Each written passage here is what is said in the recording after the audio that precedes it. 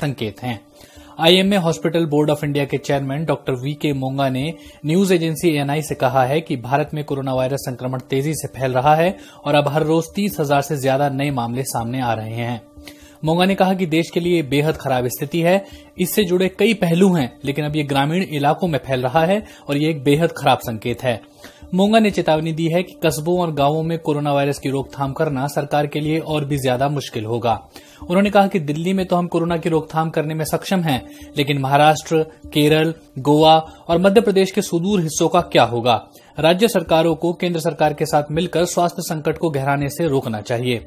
केंद्रीय स्वास्थ्य मंत्रालय ने भारत में कोरोना वायरस के कम्युनिटी ट्रांसमिशन को लगातार खारिज किया है। केरल के मुख्यमंत्री पिनराई विजयन ने शुक्रवार को कहा था कि तिरुवनंतपुरम के कुछ हिस्सों में कम्युनिटी ट्रांसमिशन की शुरुआत हो चुकी है। शनिवार को तिरुवनंतपुरम को 3 कंटेनमेंट जोन में बांटा गया और 10 दिनों के लिए लॉकडाउन लगा दिया गया। मोंगा का कहना है कि हर्ड इम्यूनिटी और वैक्सीन ही इस बीमारी की रोकथाम का एकमात्र रास्ता है। उन्होंने कहा कि वैक्सीन के लिए कई ट्रायल और इंसानी ट्रायल होंगे, उसके बाद उसके प्रभावी होने और साइड इफेक्ट को लेकर भी स्टडी की जाएगी। ये भी देखना होगा कि इससे विकसित हुई इम्यूनिटी कितने दिन बनी रहेगी, क्योंकि तमाम मरीजों में 3 महीनों से ज्यादा इम्यूनिटी देखने को नहीं मिल रही है। भारत में अभी 2 वैक्सीन का ट्रायल चल रहा है।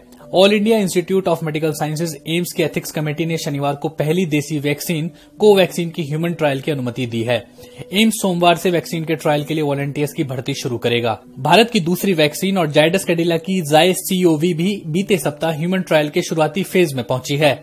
इस वैक्सीन का क्लिनिकल ट्रायल भारत के कई शहरों में कराया जाएगा।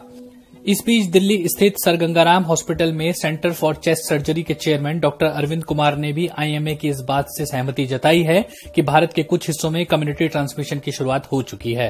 उन्होंने कहा, transmission has been there for quite some time. It was localized to pockets. So if you see in Dharavi, if you see also in several areas in Delhi, there was almost the whole community which was involved. There were some cases where you could clearly pinpoint the contact. There were many where you could not pinpoint the contact, and it was happening. But these were pockets of community transmission, but there was no crisscross and cross-country community. But today, you have spread of infection across the country. So I would 100% agree with the assessment of IMA that there is a community transmission in the country today.